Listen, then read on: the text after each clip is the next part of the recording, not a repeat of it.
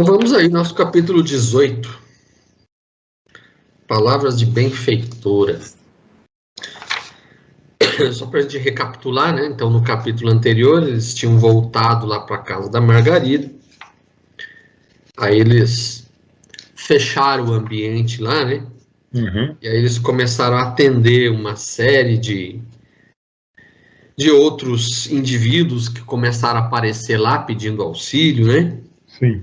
Entre eles os próprios ex-servidores, né, do Gregório, que foram lá Sim. também, pediu amparo, auxílio.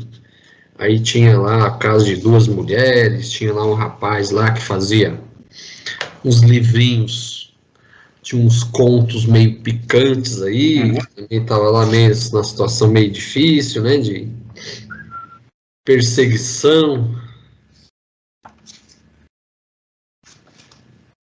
E aí nesse capítulo eles recebem, né, a visita dessa benfeitora que foi ela a mesma que esteve com eles no início do livro, né? Sim. Que esteve lá com eles, encaminhando, né, para eles fazer esse trabalho, né, junto com o pessoal aqui junto à Margarida. É a Matilde, é isso? A Matilde. Uhum. Ela aparece agora, né, nesse capítulo para dar umas orientações para eles, né? É verdade. Aí começa assim, né, que a reunião noturna aguardava-nos surpreendente alegria. Sob a doce claridade do lunar, Gúbio assumiu a direção dos trabalhos e congregou-nos em largo círculo. Aí vem logo no início, né, já a primeira Pergunta questão, 1, né? Uhum. Gúbio nos recomenda o esquecimento dos velhos erros. Como ele nos aconselha a fazer isso? Quer começar aí, Leonel? Foi logo em seguida aí, não? Sim. Começa, recomendou-nos o esquecimento. Recomendou-nos o esquecimento dos velhos erros e aconselhou-nos atitudes inferiores de sublimada esperança emoldurada em otimismo renovador, a fim de que as nossas energias mais nobres fossem ali exorcizadas. Esclareceu que um caso de socorro, quando orientado dos princípios evangélicos, qual sucedia no problema de Margarida, é sempre susceptível de comunicar alívio e iluminação a muita gente, elucidando ainda que ali nos encontrávamos para receber as bênçãos do plano superior, mas para isso, tornava-se imperioso guardar a inequívoca posição de superioridade moral, porque o pensamento em reunião, qual aquela, punha em jogo forças individuais de suma importância no êxito ou no fracasso da tentativa. De todas as fisionomias transbordavam o contentamento e a confiança quando o nosso orientador ergueu a voz no cenáculo da fraternidade, rogou humildade comovente. Aí começa, né? Que ele faz começa a oração. Uma oração, né? Aqui a questão é assim, como ele nos aconselha a fazer isso, ou seja, o esquecimento dos velhos erros, né? Isso. Aí ele coloca assim, aconselhou-nos atitude interior de sublimada esperança, emoldurada em otimismo renovador. Então, o que ele coloca, né? Vamos esquecer, vamos entender que a gente também está em aprendizado, né? Uhum. E aí, assim, se você vai ficar sempre se lembrando dos erros que você cometeu, você não sai dali, você fica estacado ali no mesmo lugar, né? Isso. Então ele coloca assim, atitude interior de sublimada esperança, ou seja, vamos sempre aguardar que alguma coisa vai acontecer, vamos colocar a gente em atitude, né, para a gente sair desses velhos erros e partir para uma nova, né? O finalzinho do parágrafo aí deixa claro, né? Para isso, tornava-se imperioso guardar inequívoca a posição de superioridade moral, que o pensamento, em reunião com aquela, punha em jogo as forças individuais de suma importância no êxito ou no fracasso do tentante, né? Quer dizer, você precisaria, vamos dizer, dominar seus pensamentos, vai, né? Esse é o grande problema, né? Dominar o pensamento. É isso aí. A energia mais nobre fosse ali exteriorizada, né? Você conseguir ter a cabeça, se não vazia, que é difícil, né? Mas com bons pensamentos, né? Por os isso bons pensamentos, como ele diz, é o fracasso do tentante, né? Por isso que ele coloca, por isso que ele coloca aqui, atitude interior de sublimada esperança. Então, em vez da gente ficar com pensamentos vagos, pensamentos, né, viajando na maionese, né, vamos pensar em coisas positivas, vamos ter otimismo, que as coisas podem melhorar.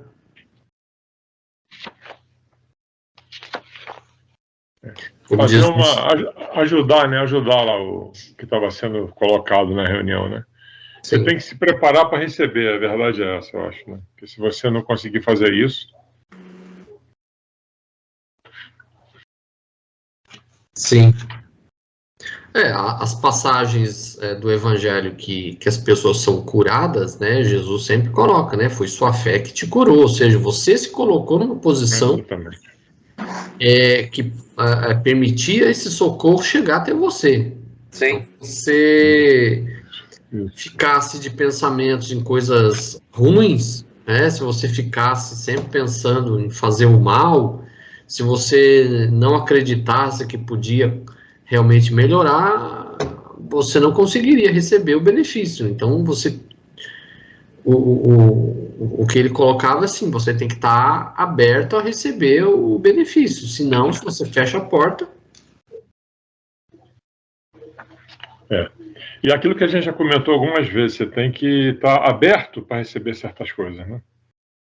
Não só ajuda, né? Se você quer receber boas palavras que podem alterar, mudar seu comportamento, mudar sua forma de agir, suas atitudes, enfim, você tem que estar aberto para isso, né? Você tem que estar preparado para isso. Com disposição interna. Com disposição interna. Não adianta dar boca para fora, não resolve, né? Como ele fala, são velhos erros, né? Você tem velhos erros ali, aí você precisa corrigi-los, mas como, né? Tem alguém querendo te ajudar, mas você quer receber? Porque erro todo mundo tem, né? Todo mundo cometeu. Não tem quem nesse planeta Terra tenha passado que não tenha cometido seus erros, né? Então, se a gente ficar sempre só pensando nisso, a gente não sai do lugar, né? Atire a primeira pedra, né? Como é que é? Aquele que não tem erro. Aquele que não tenha pecados, que atire a primeira pedra. E aqui ele fala, né? Tornava-se imperioso guardar inequívoca posição de superioridade moral, porque o pensamento em reunião qual aquela punha em jogo forças individuais de suma importância, no êxito ou no fracasso. Então, aí a grande importância da gente estar, né, nessa sintonia mental. Por isso que é sempre importante a gente frisar que numa reunião mediúnica, né, para dar certo, os médiuns têm que estar harmonizados entre si. Se tiver ali alguém que não esteja na mesma sintonia, a coisa nem sempre vai fluir. Por isso que se coloca... Literalmente, né? Você quebra a corrente, né? Existe uma corrente e ela é quebrada. Sim. Por isso que se coloca, né, sempre os médiuns numa corrente de harmonização, justamente para você ir ali se adaptando àquela corrente ali. Né?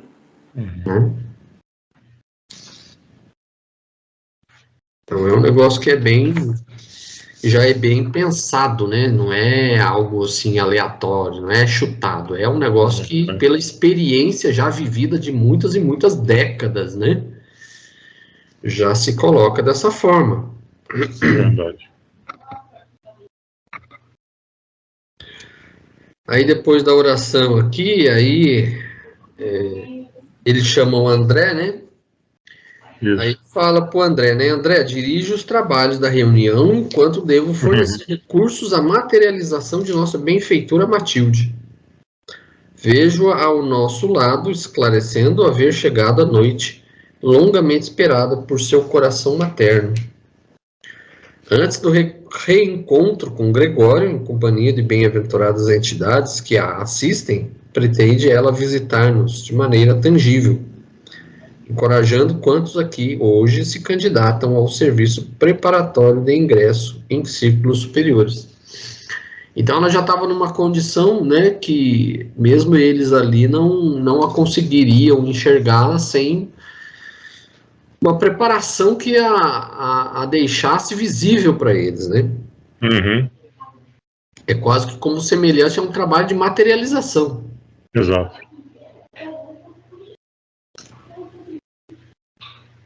Tremi perante a ordem, mas não hesitei. Tomei do lugar sem detença, enquanto o sábio mentor se recolhia a 2 passos de nós em profunda meditação. Reparamos em silêncio que luz brilhante e doce passou a se irradiar do peito, do semblante e das mãos, em ondas sucessivas, semelhando-se à matéria estelar, tenuíssima, porque as irradiações pairavam em torno, como que formando singulares paradas nos movimentos que lhe eram característicos. Em breves instantes, aquela massa suave e luminescente adquiria contornos definidos, dando-nos a ideia de que manipuladores invisíveis lhe infundiam plena vida humana. Mais alguns instantes, Matilde surgiu diante de nós, venerável e bela. Ou seja, ele fez ali uma meditação, né? A importância da meditação, e conseguiu esse feito aí. O fenômeno da materialização de uma entidade sublimada ali se fizera prodigioso aos nossos olhos, em processo quase análogo ao que se verifica nos círculos carnais. Agora, isso aí também tem a colaboração do espírito, né? Certo, Cláudio? O espírito, ele se materializa. Então, entre nós, o que acontece, né? O médium, ele doa um certo fluido, né? Uhum. Esse fluido, esse fluido, ele, vamos dizer assim, ele se torna visível e aí ele toma as formas de uma pessoa, né? Isso foram feitos vários experimentos registrados aí na história do espiritismo, desde o pós-Kardec até hoje, né? Chamadas materializações luminosas. Tem um livro que tem esse nome, Materializações Luminosas. Agora, aqui ele não explicou muito bem o processo, né? Ou seja, o médium encarnado, ele doa o ectoplasma, que é um fluido materializado, para poder dar esse contorno e até se tornar tangível aos encarnados. Aqui eu não sei exatamente como se deu o procedimento, porque ele também não explicou em detalhes, né? Mas... São 2 desencarnados, né? São 2 desencarnados trabalhando para ter a materialização, vamos dizer assim. Eu imagino que porque aqui ele fala assim, passou a irradiar do peito, do semblante e das mãos, em ondas sucessivas, semelhando a matéria estelar, tenuíssima, porque as irradiações pairavam em torno, como que formando singulares paradas nos movimentos que lhe eram característicos. Em breves instantes, aquela massa suave e luminescente adquiria contornos definidos. Então, parece um tipo de elemento similar, mas deve ser muito mais sutil do que o ectoplasma, mas deve ser um tipo de fluido similar ao ectoplasma, que aí se tornou visível para eles, ou seja, um uma desencarnada, um espírito, se tornou mais visível para outros espíritos que, teoricamente, eram mais grosseiros, portanto, não enxergavam a Matilde, que já tinha um perispírito muito mais sutil que o deles, portanto, ela precisava ter esse elemento para poder se tornar visível para aqueles outros espíritos que eram mais grosseiros ali, que aí eles poderiam enxergá-la, né? Matéria estelar, essa é boa, hein? Matéria estelar. Matéria estelar. Enfim, você imagina um ser de luz, né? Formado de luz, né? Sim. Bom, se o que coloca no Espiritismo é que o universo todo está envolvido no fluido cósmico universal, então essa matéria estelar pode ser chamada de fluido cósmico, né? Fluido cósmico. E quando você tem aquele fenômeno que você aparece em 2 lugares, como é que chama? Eu nunca lembro o nome.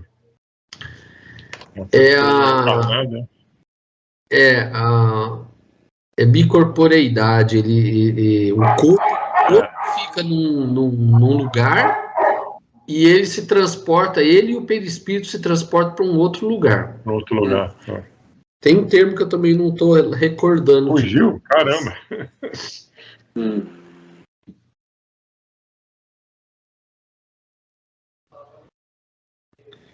Aí ela aparece, né?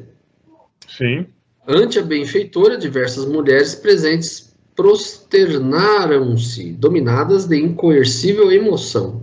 Atitude natural que não nos surpreendeu, porque efetivamente nos sentimos em contato direto com um anjo glorioso em forma de mulher. Olha só. A abnegada protetora endereçou à Assembleia um gesto de bênção e falou em voz pausada e emocionante depois de ligeira saudação. Meus amigos, meus amigos, todos aguardais a hora feliz de abençoado retorno à esfera de recomeço.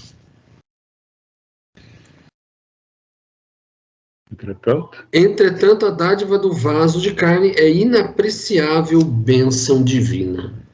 Aí vem a segunda questão, né? Propõe uma reflexão com o grupo com a seguinte frase deste capítulo: não basta desejar, é imprescindível orientar o desejo na direção do bem infinito. Então não buscais a reencarnação tão somente pela ânsia do ouvido nos sonhos no mundo, que as tentações no campo inferior podem transformar em pesadelo. A vida que conhecemos até agora é contínuo processo de aperfeiçoamento. Não basta desejar, é imprescindível orientar o desejo na direção do bem infinito.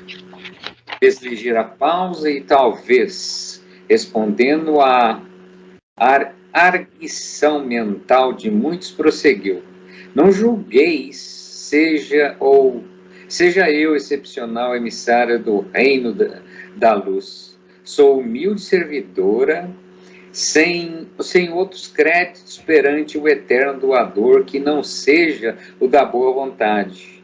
Meus pés jazem ainda marcados pelo pretérito obscuro e o meu coração ainda guarda cicatrizes recentes e profundas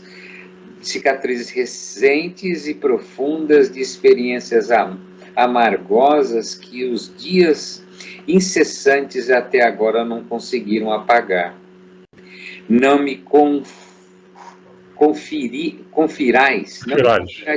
não me confirais, portanto, nomes e títulos que não possuo.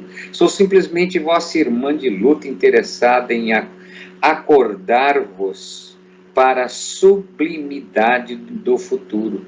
O nosso coração é um templo do Senhor. Edificou a fim de... o coração é um templo que o Senhor edificou a fim de habitar conosco para sempre.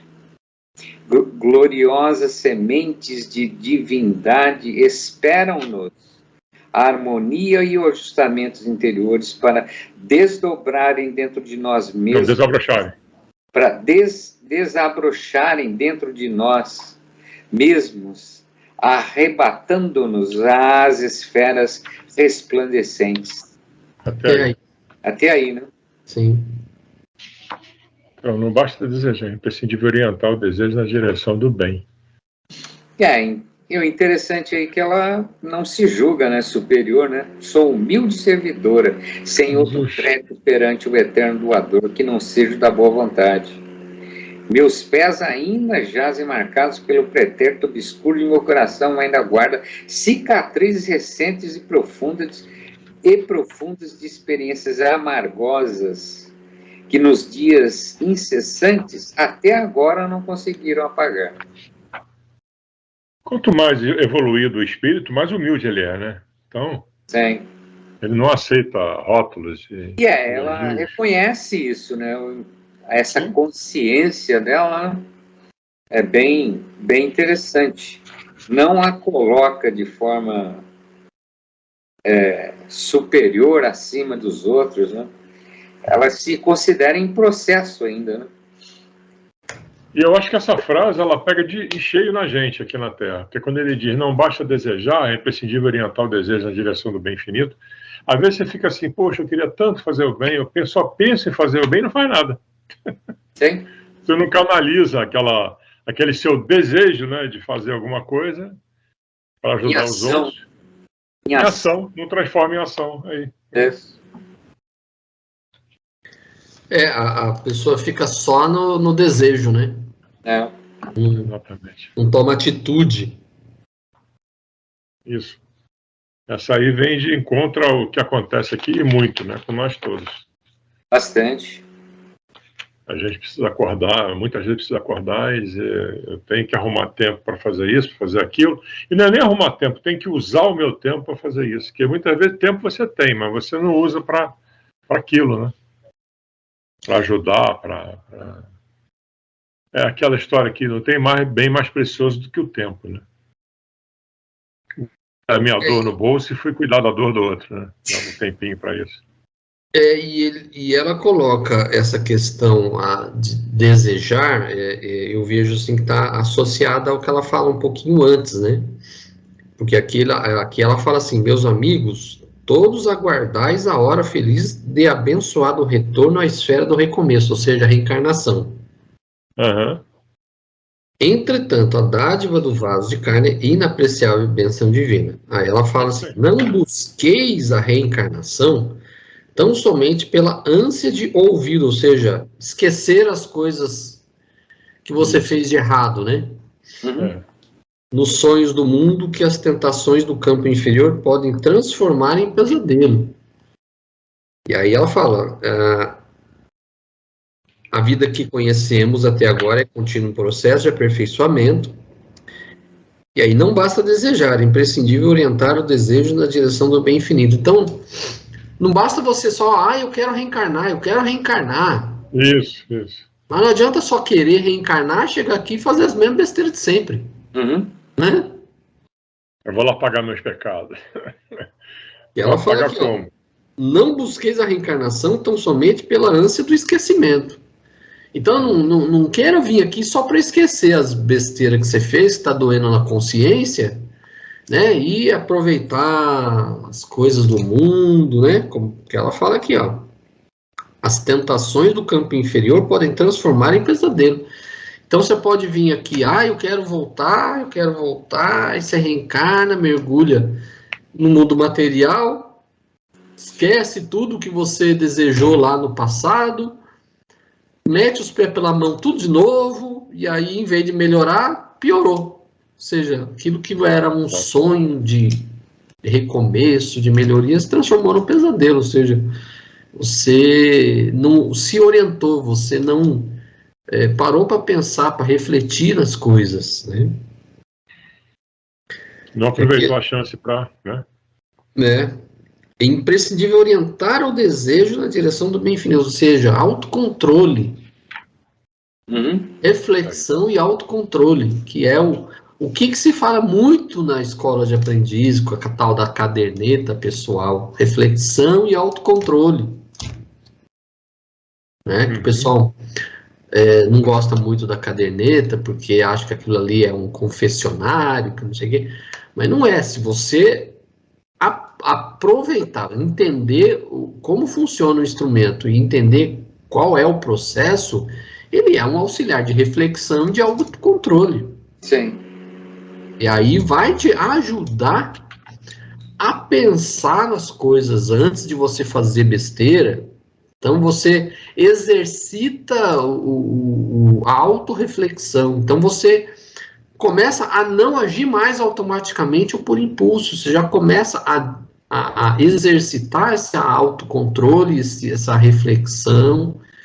E aí você começa realmente a redirecionar a sua vida. Esse é o propósito da caderneta. Mas que nem todo mundo ou aceita ou entende, né? Não é ficar repetindo ali os erros a vida toda, né, sem mudar uma palha. Você vai na página 1, aí chega na página 50, você está escrevendo coisa que você fez lá na 1. Sim. Sem nenhuma alteração, zero de alteração. Então não está adiantando nada, né, a sua passagem por aqui. Você não entendeu o que é a reforma íntima, né? Que aí você está fazendo a mesma coisa, está repetindo a mesma coisa. A gente, né, nós tendemos a ser reincidentes constantemente, olha. Infelizmente. Reincidentes.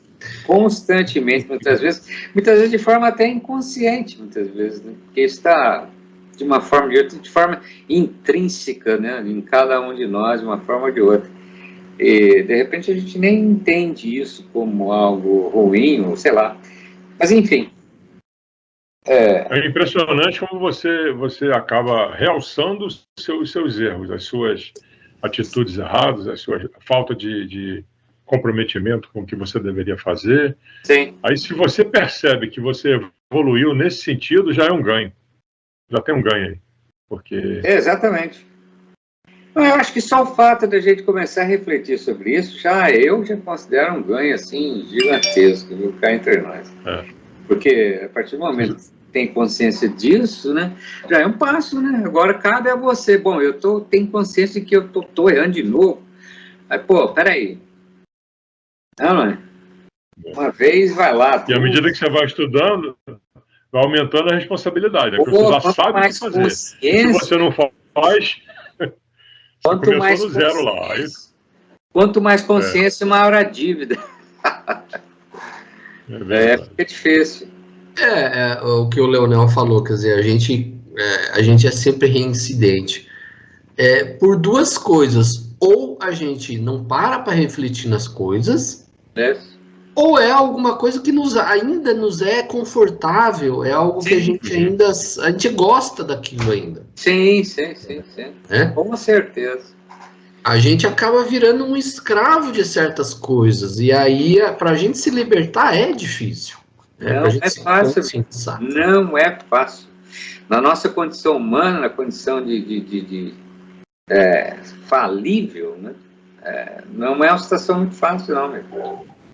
Não é. Mas eu acho que quando você cai em si, que você percebe instantaneamente a sua atuação errada, né? Em relação ao tempo que você levava para verificar lá atrás, bom assim mesmo. Quando você começa a cair na real, vamos dizer, eu acho que já houve uma evolução bacana. Muito. É instantâneo, né? Muito. Você se pega julgando alguém, opa, peraí. Muito. Isso é um passo enorme, acredito, né? É que muitas vezes também a gente só se toca quando a gente sente dor, né?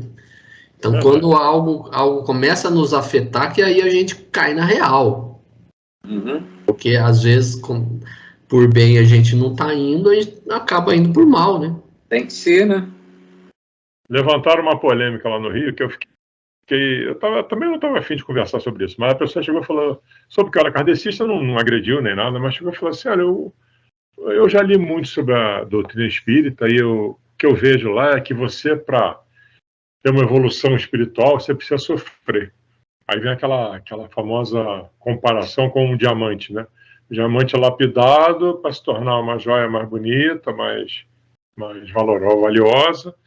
Ele é lixado durante centenas de vezes nas faces dele. Nós somos lixados pela vida, vamos dizer assim, para que você se transforme num espírito evoluído. Aí a pessoa perguntou, mas nós não estamos aqui para ser felizes? Bom, a busca pela felicidade faz parte do ser humano, né? Só que assim, as pessoas que não têm a crença da reencarnação não conseguem fazer a ligação das coisas. Então, não é que a gente está aqui só para sofrer, que a gente só evolui com sofrimento, não é isso. O sofrimento ele é a consequência daquilo que nós fizemos no passado. Sim, exatamente. Não necessariamente nós vamos evoluir só através do sofrimento, porque a dependência do sofrimento é o quê? É a lei de causa e efeito fazendo o seu efeito. Sim, com certeza. Então, a consequência do que nós estamos passando hoje, que nós entendemos como um sofrimento, pode ser de duas formas. Ou é a consequência de algo que a gente fez, ou é uma prova mais difícil que a gente próprio escolheu. Mas é que assim, todo esforço que a gente tem que fazer, a gente vê como um sofrimento. Isso depende da visão de cada um. É verdade. Sim. É verdade. E a nossa tendência é ficar no conforto, na inação, né, tomando ali uma aguinha de coco na rede. Essa é a nossa tendência. O esforço sempre foi algo visto como sacrifício, algo penoso. Por que nas sociedades antigas, na antiguidade, colocava-se os escravos e as pessoas de baixa condição para fazer trabalhos braçais? Porque isso era visto como um sofrimento. Então as classes mais altas, os nobres, via o trabalho braçal, o esforço, como algo indigno. Então a gente sempre tem essa visão de que algo que nos causa desconforto, porque exige de nós um sacrifício, é algo triste, algo ruim. E na verdade não é. Então é a visão das pessoas que muitas vezes entendem as dificuldades como sofrimento. Sim. Mas essa é realmente uma frase que realmente não diz respeito, assim, ela não tem respaldo dentro da filosofia espírita, né? Assim, né? De falar que não, necessariamente para que você tenha evolução, para que você evolua, você tem que sofrer. Não necessariamente. Não é... Não, mas eu entendi a pergunta da seguinte maneira: quando você tem uma dor intensa, dor de uma perda, por exemplo, você deve agradecer essa dor. Ele não concordava com isso, entendeu? Não que você tenha que evoluir só porque você sente dor. Você pode evoluir ajudando seu irmão, saindo da zona de conforto, e no final não vai ser dor nenhuma, você vai ter prazer em fazer aquilo. Mas tem dores que, como o Cláudio disse, você pode ter escolhido, e que você deve agradecer aquela dor, porque aquilo está ajudando você a evoluir, entendeu? Nunca você deve lamentar uma dor. Nossa, mas puxa vida, eu sou um infeliz, por que isso aconteceu comigo? Etc. Então, obrigado pela dor, gratidão por essa oportunidade de evoluir. É isso que as pessoas não aceitam, entendeu? A questão da reencarnação nem discuto, porque você escuta cada coisa nesses eventos assim, então que... porque quando você crê numa religião que entende que a vida é uma só, essas coisas ficam sem explicação. Sim. Por que Deus deu a riqueza, deu uma série de benefícios para algumas pessoas e para outras só se lascam? Isso não tem explicação. Né? Então, aquela pessoa que está ali na favela, passando necessidade, fome, eu agradeço a Deus por tudo, né? A pessoa não tem nada, mas agradeço a Deus por tudo. A pessoa não vê algo como incoerente. Como assim se agradece a Deus? Você está aí só se lascando. Então, obviamente... E se acomoda, e muitas vezes se acomoda naquela posição. Sim. Vai cair do céu, como minha mãe sempre falou, não vai cair do céu, não adianta. Vai. E aquele ditadozinho simples, né, que em inglês que o pessoal diz, no pain, no gain. Ou seja, sem dor não existe ganho. Ou seja, você tem que fazer algum esforço, algum tipo de trabalho, no sentido de você sair dessa condição, né? De você participar, achar um meio de onde você possa participar de uma forma mais efetiva, né? Não necessariamente empurrando, passando por cima do outro. Enfim, existem vários caminhos que você pode traçar para sair desta condição que você se encontra socialmente falando. Sim. de trabalho, enfim. Eu acho que todo mundo tem essa capacidade. Então, a partir do momento que você reflete nesse sentido, eu acho que, mas a grande maioria, quando você entra nesse estado que você acabou de falar, né, de conforto, zona de conforto, não, estou sofrendo, mas tá bom, tá ruim, mas tá bom. Mas, pô, entendeu? Aí Tava bom, aí ficou ruim. Aí tava meio ruim, aí ficou ruim. Que nem aquele cara lá. Agora piorou? Entendeu? Eu acho que, pô, agora, aí vai de cada um, né? De o cara achar que, ixi, aí fica difícil. Eu acho que. Mas uma coisa muito importante, você extrai disso tudo aqui, o Cláudio falou, depende da religião de cada um. Isso.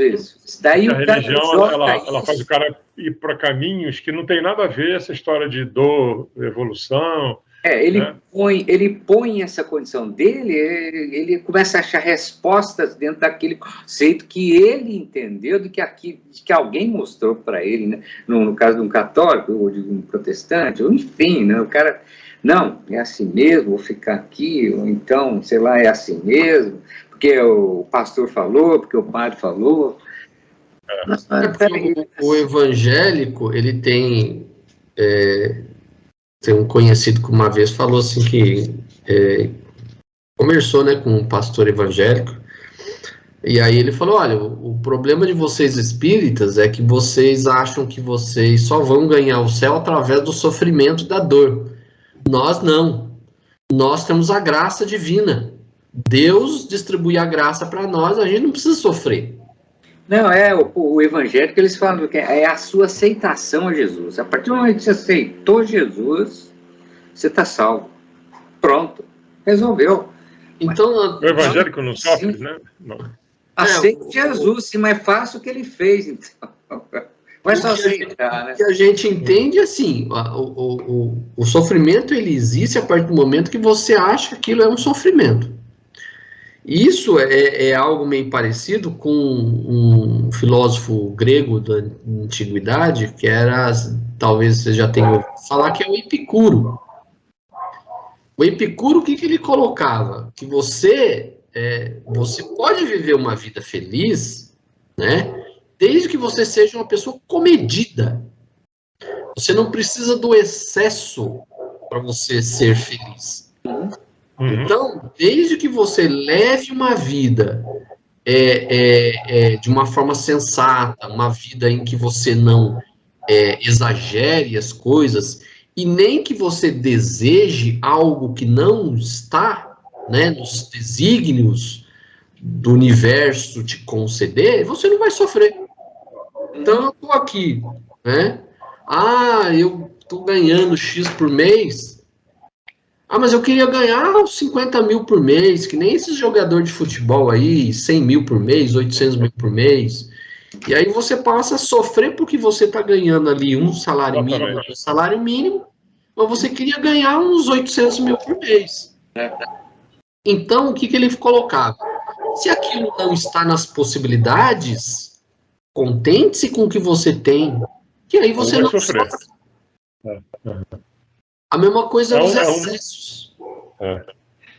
Então, é uma visão de sofrimento, né? Uma das visões de sofrimento é essa. Mas, por exemplo, quando você perde um ente querido, você escuta a pessoa dizer assim, até breve, nos encontraremos no dia do juízo final, quando Cristo vai voltar.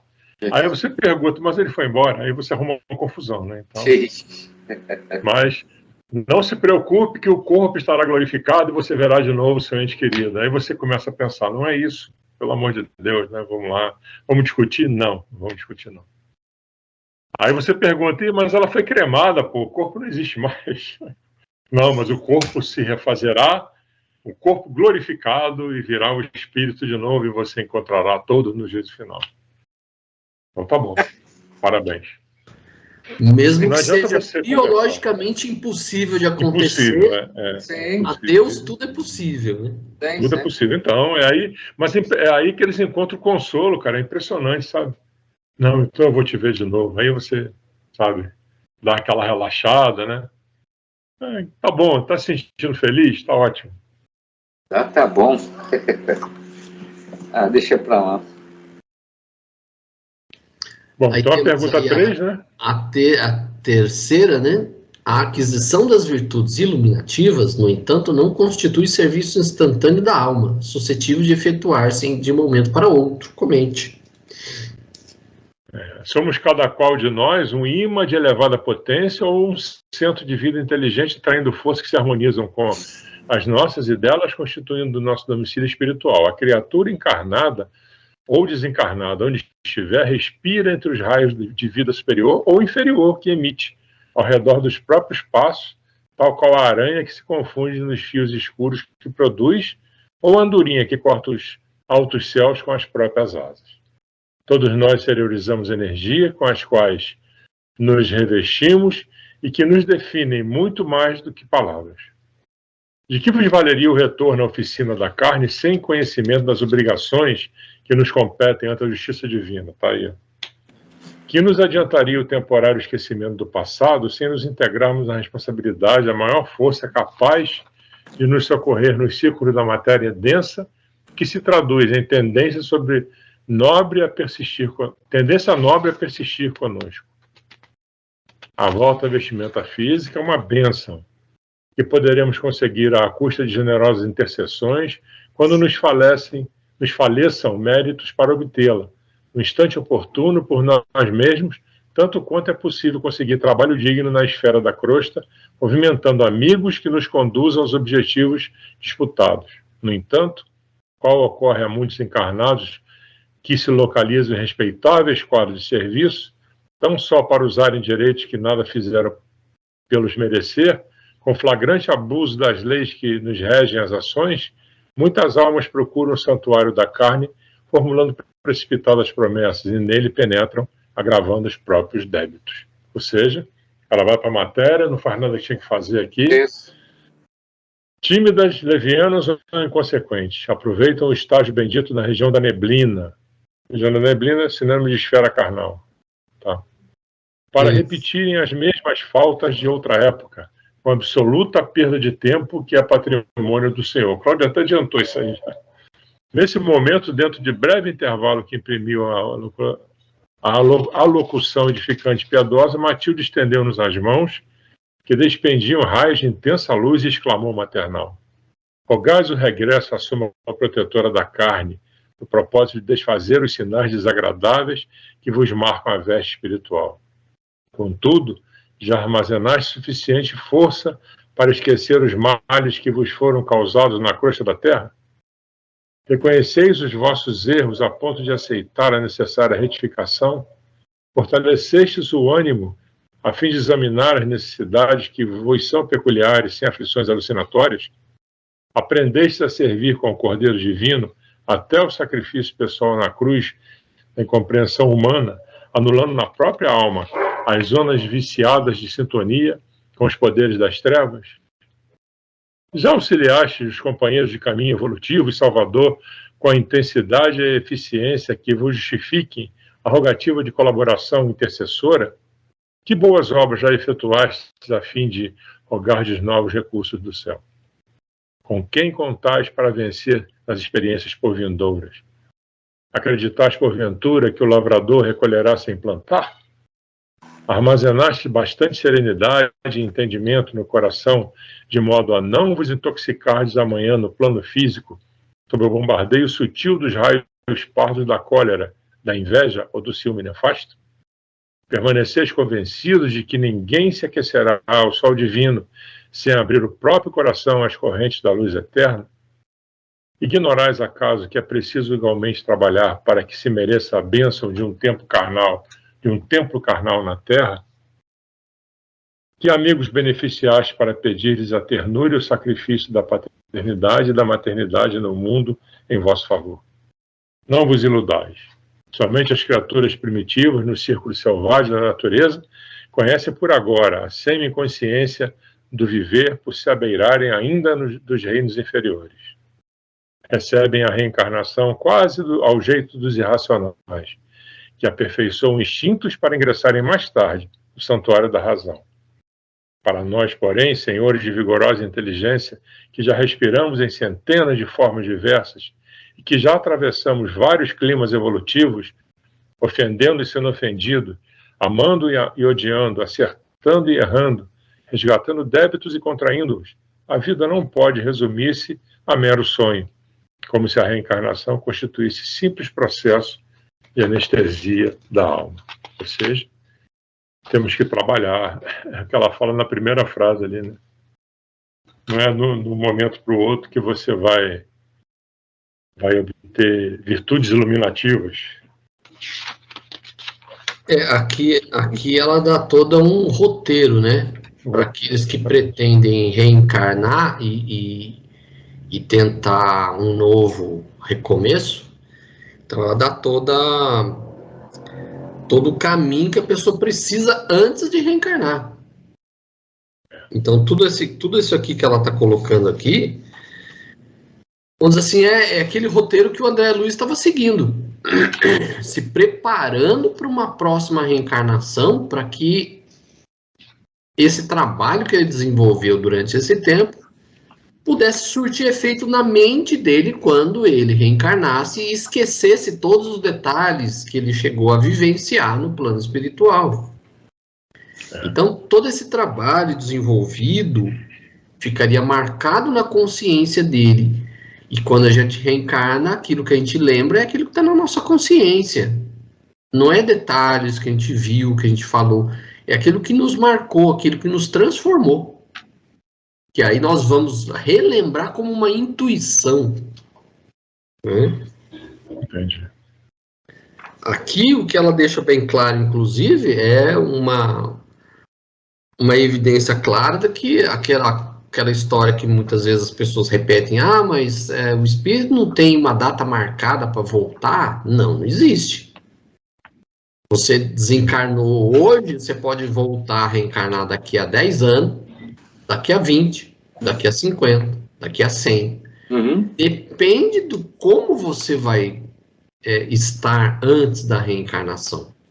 Quer dizer, se você não fez todo um preparo que ela está colocando aqui, a reencarnação sua vai ser mais do mesmo. Mais do mesmo, né? Mas você não pode ser convidado a não reencarnar, no caso desse, por exemplo? Porque a reencarnação, ela não acontece só porque você quer, né? Tem todo um preparo aí, ou não? Então, a reencarnação no nosso estágio é uma necessidade. Só que, assim, no estágio em que eles estavam aqui, não era algo compulsório. Eles podiam escolher. Mas é o que coloca nas próprias obras básicas, que coloca lá em entrevista com alguns espíritos, essa necessidade da reencarnação, ela vai se avolumando na sua mente, chega uma hora que você precisa, né? Mas é algo que é da própria consciência do espírito, não é algo imposto. Não, você vai reencarnar agora porque eu estou mandando. Não é assim. Isso é cada um que decide a hora que está se sentindo preparado para retornar. Então, aqui o que ela coloca é isso aí, ó. Se você não se preparou, se você não fez todo esse preparo aqui, se você lá no plano espiritual, porque o que é colocado, você evolui também no plano espiritual, não é só na matéria. Só que assim, lá você aprende, lá é como uma escola, lá é um preparo, é um treinamento, a prova é aqui. É igual à escola. Então, as aulas que o professor vai te dando durante o ano é o plano espiritual. O dia da prova é a reencarnação. Então, na reencarnação, você vai pôr à prova aquilo que você aprendeu. Então, você pode se enganar, achar que está pronto e não está? Pode. Né? Pode. É o que se coloca, né? A reencarnação é como você embarcar numa viagem que você não sabe o que vai acontecer durante o caminho. Entendi. Então, espíritos como nós, por exemplo, na hora de reencarnar, dá aquele medo. A gente viu aquele lá na reencarnação lá do cidadão lá, como é que era o nome dele mesmo? Quem? que a gente viu na Missionários da Luz. Fugiu o nome dele agora. O medo dele que ele estava de poder, né, de realmente ele falhar de novo. Então, bate esse medo. É igual aquela insegurança que muitas vezes a gente tem. Embarcar num navio que vai nos levar aqui até a Europa, por exemplo. Você não sabe o que vai acontecer no caminho. Vai que o navio afunda. Que nem o Titanic. Então, é um negócio que a gente não sabe, porque depende muito até do nosso próprio procedimento, do nosso livre-arbítrio, né? Existe, por exemplo... também a ver com a... Pode falar. Não, só dizer que talvez tenha a ver com a quantidade de vezes que nós já reencarnamos. De reencarnação, não sei se conta. O temor, né, a expectativa sempre vai existir. Então a gente não sabe o que vai acontecer, né? Mas pode realmente as coisas não darem muito certo como a gente tinha planejado, né? Porque a coisa não é uma coisa determinista, porque envolve nosso livre-arbítrio. Então as nossas atitudes, nossos pensamentos influem muito naquilo que vai acontecer no futuro. A gente pode planejar... Não é matemática, né? Não é uma coisa matemática, não é uma coisa 1 e 1 igual a 2. Então, pode acontecer de não dar muito certo, né? A gente pode achar que está preparado, mas chegou na hora aqui, a gente não faz. Aqui eu já achei interessante essa passagem aqui, ó. Somente as criaturas primitivas nos ciclos selvagens da natureza conhecem, por agora, a semi-inconsciência do viver, por se abeirarem ainda dos reinos inferiores. Recebem a encarnação quase ao jeito dos irracionais que aperfeiçoam instintos para ingressarem mais tarde no santuário da razão. Achei interessante isso aqui. Né? Aqui ela... São os animais, né? Não, aqui ela está fazendo uma descrição dos espíritos nas primeiras encarnações. São chamados espíritos simples e ignorantes. Não se refere aos não. Eu entendi que fosse, que ela estivesse mencionando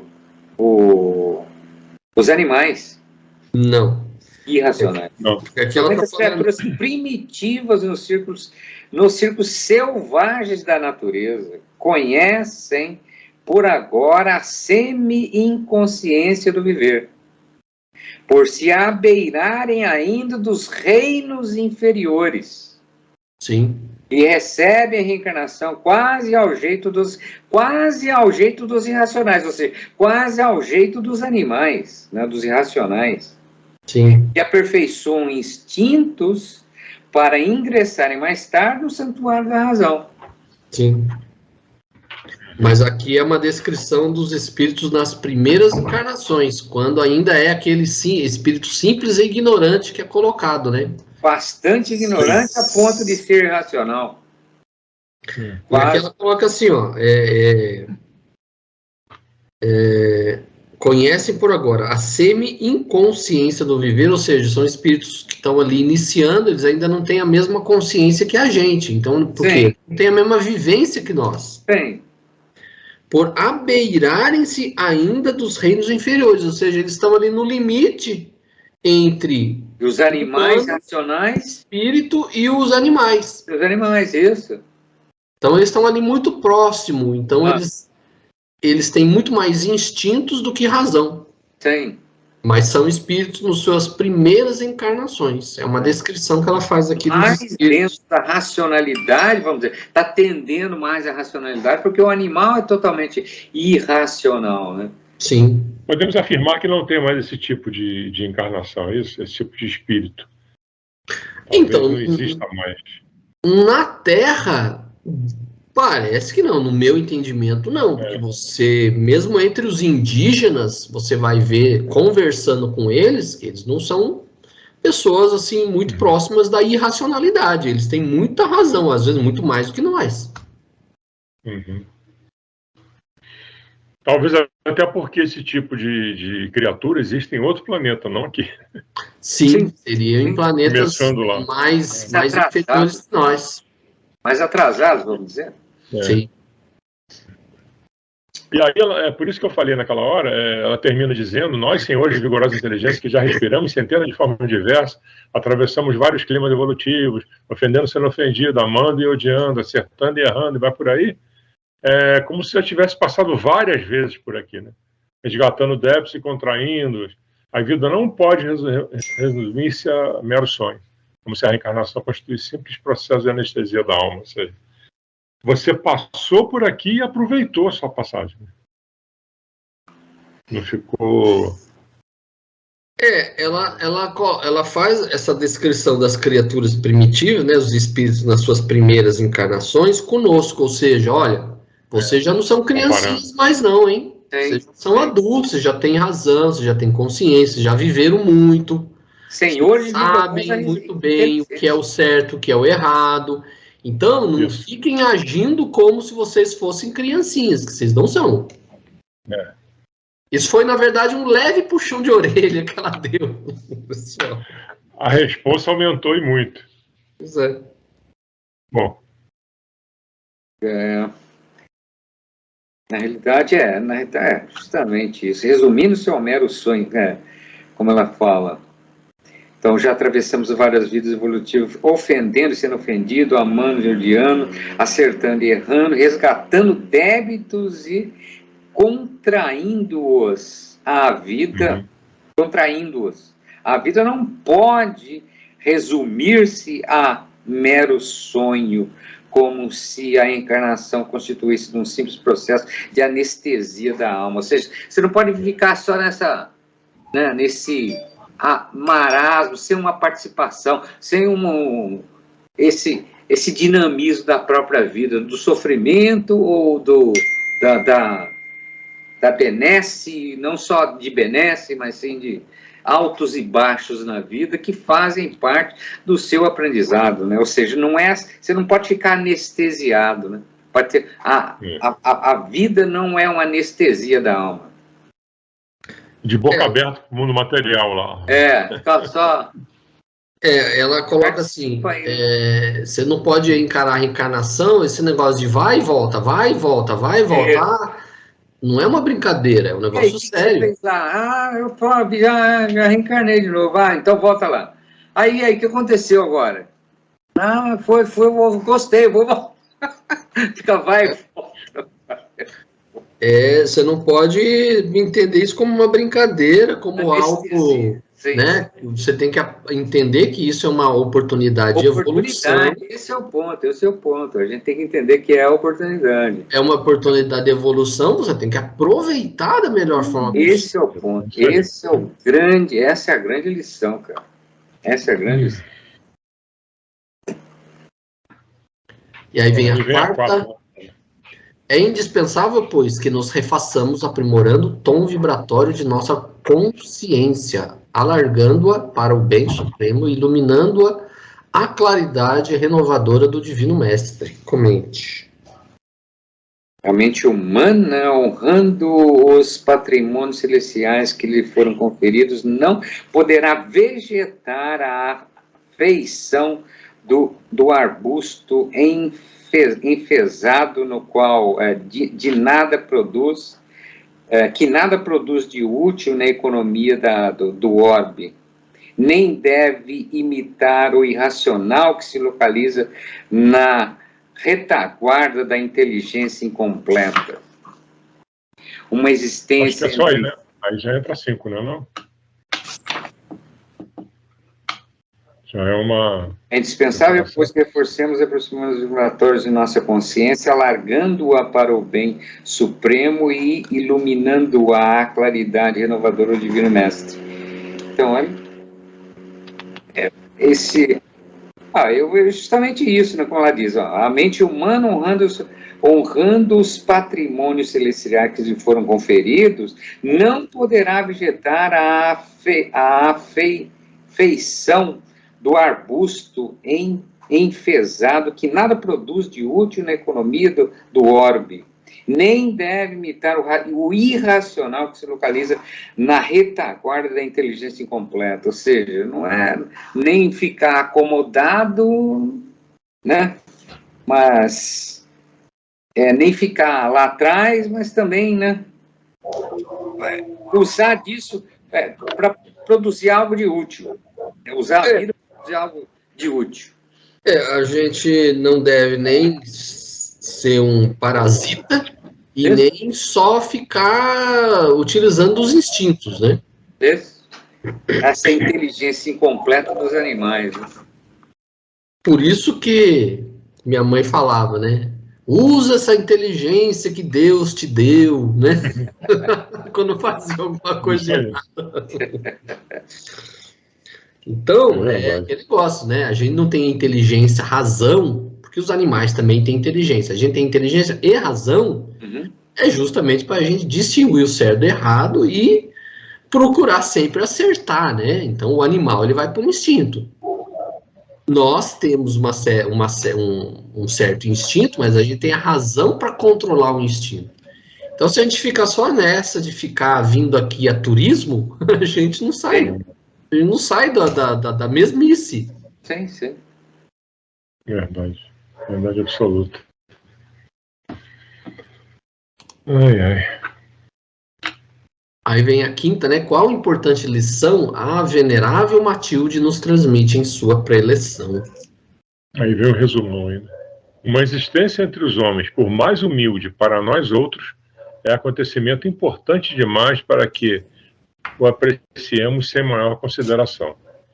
Todavia, sem abraçar a noção de responsabilidade individual que nos deve marcar o esforço de santificação, qualquer empresa dessa ordem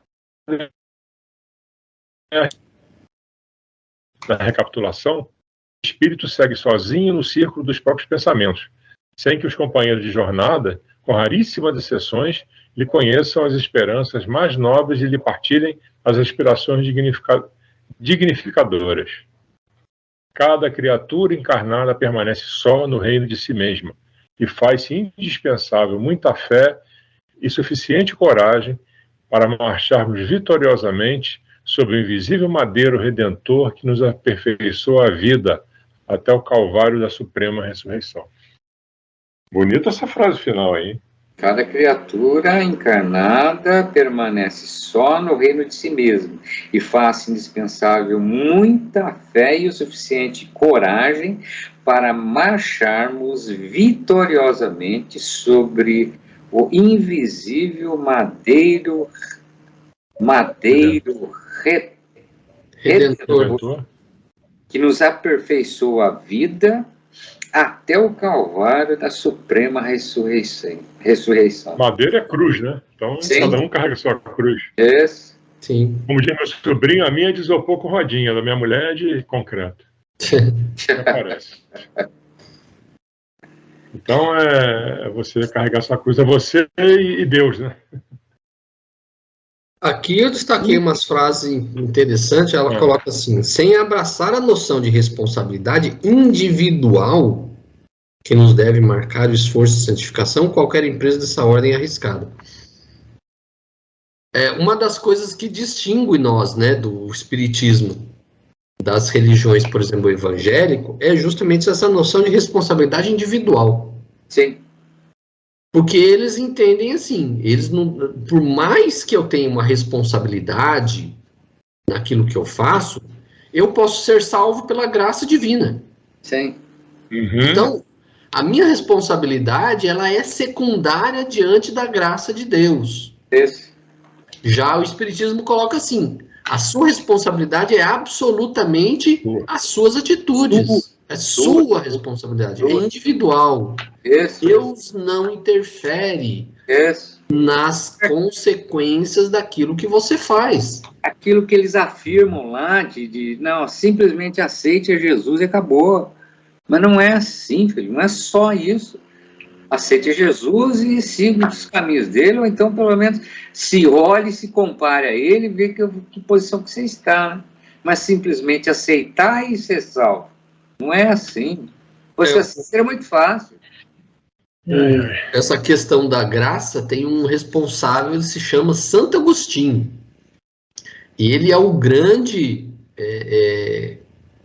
vamos dizer assim, criador desse conceito da graça. Porque nas epístolas de Paulo é colocada alguma coisa nesse sentido, mas quem praticamente tornou como uma das raízes que sustentam a teologia católica é a Santo Agostinho, né? Ele teve um grande contendor na época, passagem aí do quarto para o quinto século, que foi Pelágio, né? Pelágio era um monge britânico que era adepto da responsabilidade individual. Ele era o grande adversário de Santo Agostinho, tiveram discussões assim homéricas, né, a respeito dessa questão. Prevaleceu na igreja a visão de Santo Agostinho, que é o da graça. E a visão de Pelágio foi excluída, né? A responsabilidade individual foi excluída. Interessante, não conhecia essa história. Aqui ela coloca assim: cada espírito segue sozinho no ciclo dos próprios pensamentos. Isso às vezes até dá uma certa solidão, né? Nossa, eu tô sozinho. Mas dentro dos seus pensamentos é só você. Sim. No fundo é isso, né? Todos nós somos únicos, né? Estamos aqui individuais, né? Eu acho que as raríssimas exceções que ela se refere aqui são os amigos, ou não? Quando você está aqui embaixo. Sim. Você consegue trocar com eles seus desejos mais íntimos, né? Sim. Aquilo que está lá dentro, né? Aonde que ela se refere aqui, Alexandre? Com raríssimas exceções. Aquilo que o Cláudio leu, em seguida ele fala. Cada espírito segue sozinho no círculo dos próprios pensamentos, sem que os companheiros de jornada, com raríssimas exceções, lhe conheçam as esperanças mais nobres, partilhem aspirações dignificadoras. Ou seja, só se você repartir com uma pessoa que é muito próxima a você. Né? Senão você vai ficar com aquilo ali para você mesmo. Que ela até coloca aqui, né? Cada criatura encarnada permanece só no reino de si mesma. Isso. E faz-se indispensável muita fé e suficiente coragem para marcharmos vitoriosamente sob o invisível madeiro redentor. Ou seja, a gente, com os nossos pensamentos, somos nós e nós. Nós temos nossos companheiros de jornada que podem dar uma ajuda, um auxílio, mas somos nós com a nossa consciência. Então, não tem uma segunda pessoa nos nossos pensamentos. Somos nós e nós.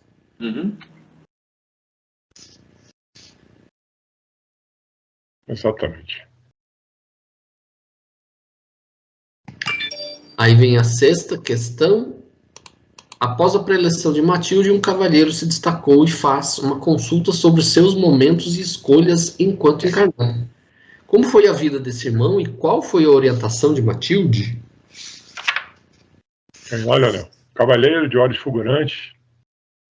Um cavaleiro de olhos fulgurantes destacou-se e foi claro na consulta. Grande benfeitor, disse gravemente, fui duplamente homicida na derradeira romagem terrestre.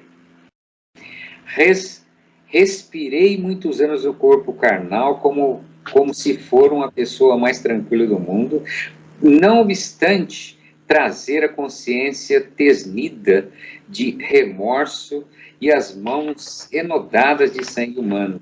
Ludibriei quantos me cercavam com a máscara da hipocrisia, atravessando os umbrais do túmulo, atormentado de acerbas reminiscências, supus que tremendas acusações me esperariam.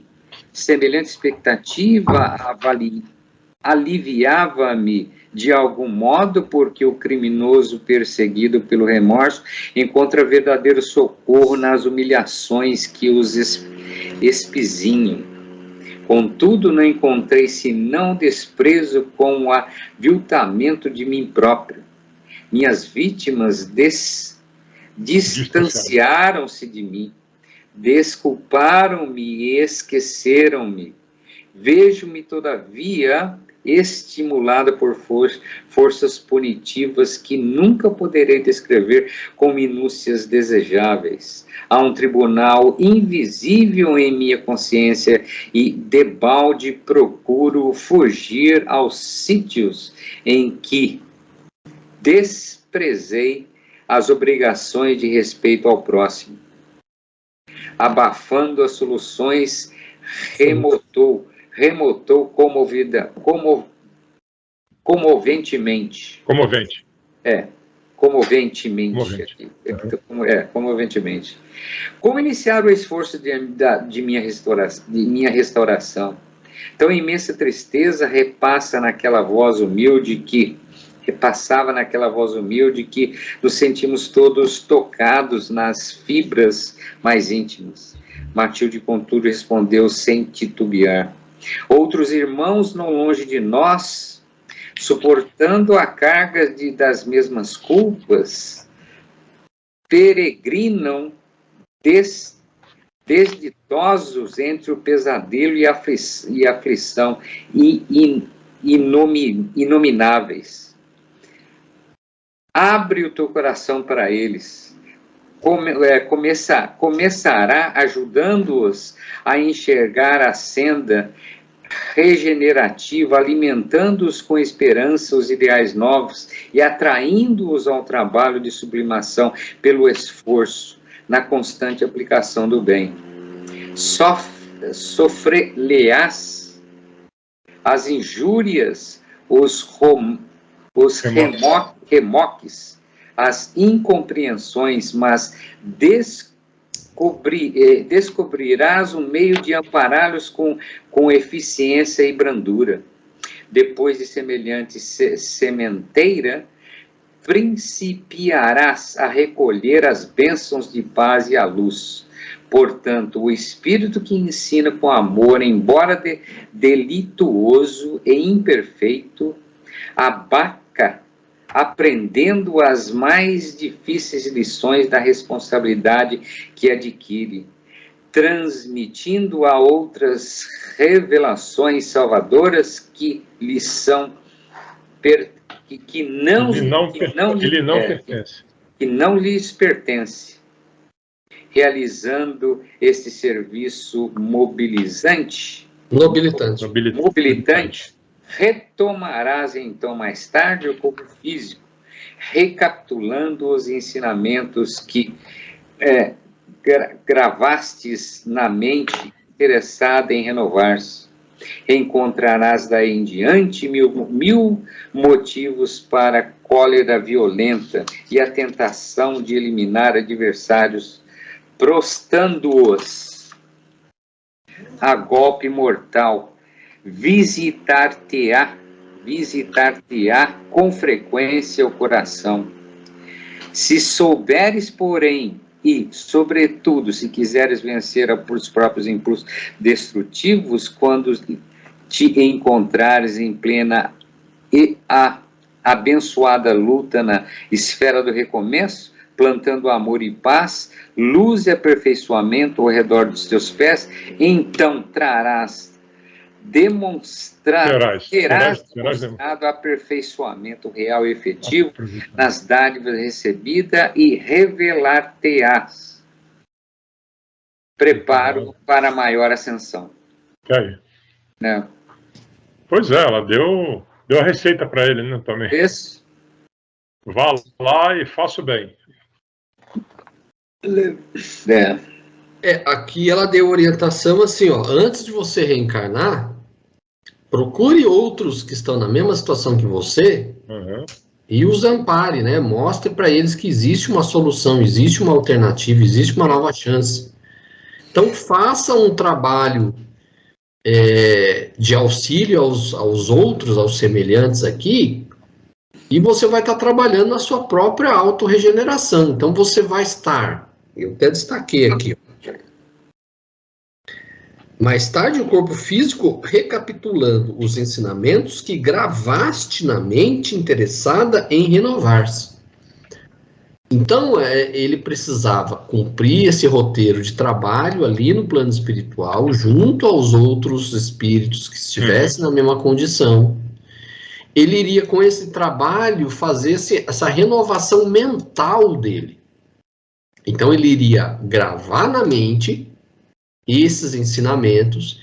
Quando ele retornasse à carne, que ele iria esquecer todos esses detalhes vividos, aquilo gravado na mente dele, ele iria lembrar por intuição. E aí, iria ajudá-lo a não recair nas mesmas faltas, porque... Ela ainda coloca aqui, porque a situação é difícil, né? Ainda coloca assim, ó. Reencontrarás 1000 motivos para cólera. Tentação de eliminar adversários.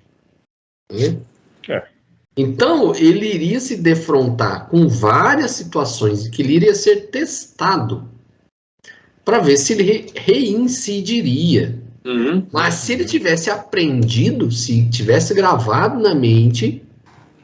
ele iria conseguir passar com tranquilidade por essas provas. E aí ele retornaria um dia no plano espiritual com essa prova vencida. Porque é o que o meu professor na faculdade sempre falava.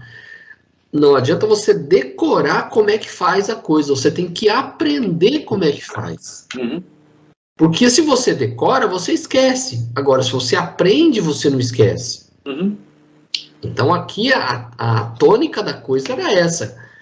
Não adianta você ficar escutando o discurso, que aí você vai lá, você vai esquecer tudo. Você tem que aprender. Isso tem que estar lá na sua mente. Você tem que guardar na HD. Gravar, né? Linguagem computacional, você tem que guardar na HD. Se você deixar na RAM, a hora que você desligar o computador e ligar de novo, ela tá zero.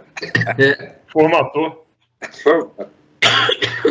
Mas você guardar na HD, ela fica lá. Você precisou dela, você vai lá buscar. Pum, vai buscar lá, tá lá. Sim. Agora você vê que interessante, né? O perdão, quando ele fala, minhas vítimas distanciaram-se de mim, desculparam-me e esqueceram-me. Vejo-me todavia acicatado por forças punitivas que nunca poderei descrever com minúcia desejável. Há um tribunal invisível em minha consciência, e debalde procuro fugir nos sítios em que desprezei as obrigações de respeito ao próximo. Quer dizer, com todo o perdão que ele recebeu, ele vivia atormentado pela consciência dele, né? Bastante. E agora eu fui perdoado, mas puxa vida, o que eu fiz na minha vida? Ele foi perdoado, mas a dívida continua. Continua. Né? É igual estão falando desse programa aí, desse desenrola aí, né? Que eles estão deixando de lado a dívida, mas a dívida não será pagada, ela continua. Vai tirar o nomezinho lá do Serasa, mas a dívida vai continuar. A dívida continua. Então aqui, vamos assim, as pessoas que sofreram, que foram vítimas dele, entenderam a situação e tipo assim, ó, tudo bem, deixa pra lá. Mas na mente dele isso não é deixar pra lá, porque ele cometeu a falta. Ele se via em débito. Então, embora as pessoas tivessem relevado a falta cometida por ele, ele próprio não conseguia relevar essa falta. Por quê? Ele havia cometido crimes. Esses crimes, eles têm de ser reparados de alguma forma. Claro. Se não em relação às próprias vítimas, em relação ao outro semelhante. Então, é como se você tivesse feito alguma coisa de errado, quem sofreu não se importa, mas aquele erro continua que você tem que reparar, tem que retornar. Você tem que devolver aquilo para alguém. E isso era o tribunal mental dele, né? Que ele não esquecia. Ele é um cara de sorte, né? Porque o que a gente vê aí, a gente viu até hoje, é a primeira vez que se fala em perdão. O que a gente viu até hoje foram espíritos que foram humilhados, foram agredidos, foram envenenados, etc., e que voltam para cobrar. E não perdoam. Sim. Então, você só consegue paz quando você, de alguma forma, algum espírito faz essa aproximação e aí você é perdoado, aí tem aquela toda aquela cerimônia, do choro, etc. Mas ele foi um felizardo, porque não precisou nada disso. Vamos dizer assim, que o trabalho que ele tinha estava mais facilitado, né? Ele não tinha cobrador. O único cobrador era ele mesmo. Ele mesmo. Ele tinha até tempo para pensar no que ele fez. Porque quando você tem os espíritos ali te obsidiando, você não tem tempo nem para pensar. Pois é. Aí vem a 7ª, né? Uma mulher também recorre aos conselhos de Matilde, confessa suas faltas diante de todos e pede um roteiro salvador. Qual foi a orientação de Matilde, a mulher? Grande mensageira do bem, confesso aqui minhas faltas diante de todos e peço roteiro salvador. Enquanto encarnada, nunca fui punida pelos meus excessos no abuso dos sentidos. Possuí um lar que não honrei, um esposo que depressa esqueci e filhos que afastei deliberadamente do meu convívio para gozar a saciedade e os prazeres que a mocidade me oferecia. Meu treinamento moral não foi conhecido na comunidade em que vivi, mas a morte apodreceu a máscara que me ocultava aos alheios olhos e passei a experimentar horrível pavor de mim mesmo. Que farei por retornar à paz? Quer dizer, ninguém ficou sabendo, mas ela sabia, né? Como traduzir o arrependimento que me enche a alma de infinita amargura? Matilde fitou compungidamente e observou. Milhares de seres despojados de roupagem fisiológica estertoram em zona próxima, sob o guante cruel das paixões, a que se algemaram invigilantes. Poderás encetar o reajustamento das tuas energias, dedicando-te nos círculos próximos ao levantamento dos sofredores de boa vontade. Com esquecimento de ti mesma, arrebatarás muitos espíritos, cadaverizados do abuso, aos pântanos de dor em que se debatem. Plantarás na mente deles novos princípios e novas luzes, consolando-os e transformando-os a caminho da harmonia divina, reconquistando por sua vez o direito de regresso ao campo bendito da carne. Reconduzida então à abençoada escola terrestre, receberás talvez a prova terrível da beleza física, a fim de que o contato com as tentações da própria natureza inferior te retempere o aço do caráter, se conseguires manter fidelidade suprema ao amor santificante. Esta é a lei, minha filha. Para que nos reergamos com segurança, depois da queda ao precipício, é imprescindível auxiliar quantos se projetaram nele, consolidando ante as dores alheias a noção da responsabilidade que nos deve presidir as ações por vindouras, de modo que a reencarnação não se converta em novo mergulho no egoísmo. O único recurso de fugirmos definitivamente ao mal é o apoio constante no bem infinito. A benfeitora imprimiu ligeira interrupção ao verbo generoso, espraiou o olhar na assembleia que a ouvia, expectante, e concluiu. E que nenhum de nós admita o acesso fácil aos tesouros eternos, tão só porque atualmente nos vejamos libertos das cadeiras beneméritas do corpo da carne. O Senhor criou leis imperecíveis e perfeitas para que não alcancemos o reino da divina luz ao sabor do acaso. E espírito algum trairá os imperativos sábios do esforço e do tempo. Quem pretende a colheita da felicidade no século vindouro, comece desde agora a sementeira do amor e da paz.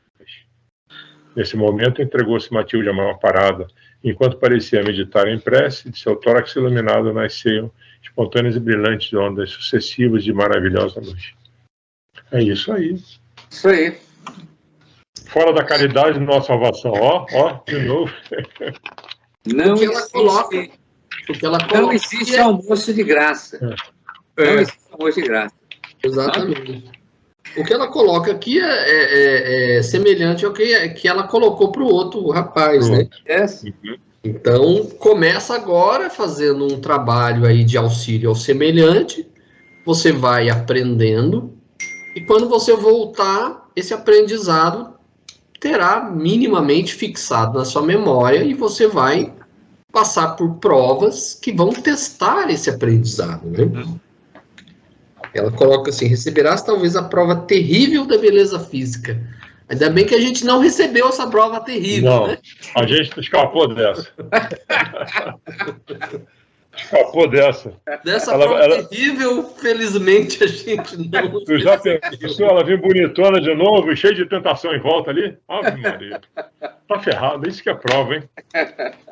Mas aqui tem um pedacinho que ela fala o que eu tinha dito lá, que botei a minha dor no bolso e fui ajudar o outro, né? Que ele diz, ó, com esquecimento de ti mesma, arrebatarás muitos espíritos cadaverizados no abuso aos pântanos da dor em que se debatem. Ou seja, esquece dela e vai ajudar os outros, né? Que, quando ela faz isso, na verdade, ela não está esquecendo dela, ela está se colocando como candidata a melhorar, né? A evoluir.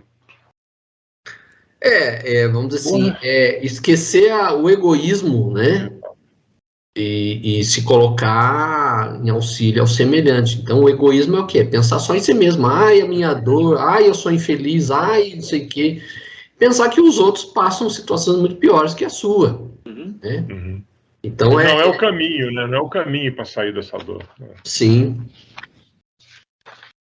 Muito legal, muita receita nesse. Devia chamar a receitas, essa coisa. Palavra da prefeitura, ela deu receita para todo mundo. Sim.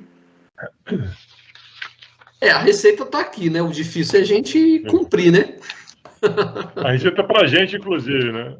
Para nós, inclusive, não é só para eles. Não. Livro foi escrito, para nós encarnados, a gente também pegar essas receitas aqui, né? Cada um com a sua receita, né? A receitinha do bolo tá aí, pô. Cada um com a sua receita.